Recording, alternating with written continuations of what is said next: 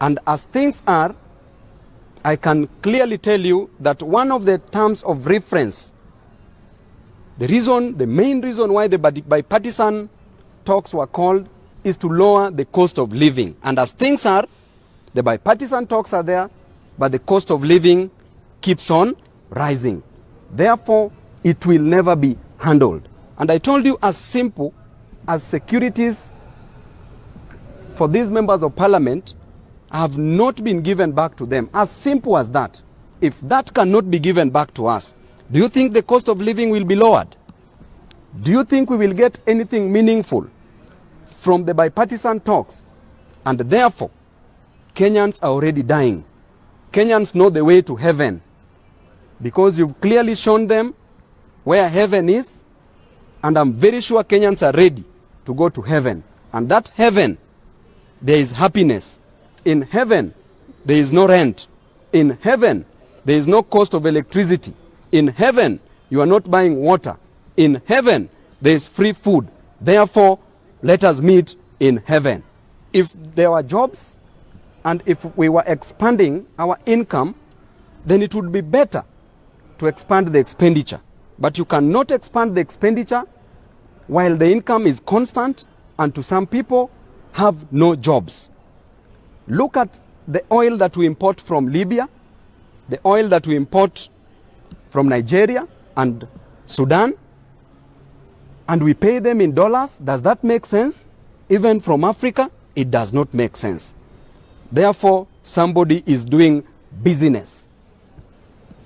Somebody is doing business, and business must just profit somebody. And clearly we were told that it is a company, and a company must make profits to the shareholders. The price of fuel keeps on shooting. So which means that whatever the minister is saying is complete balderdash, gibberish, nonsensical, and probably doesn't know how to run that ministry. The best thing that we should do is to do away with EPRA. Ever since EPRA was established, we've been suffering in this nation. And EPRA must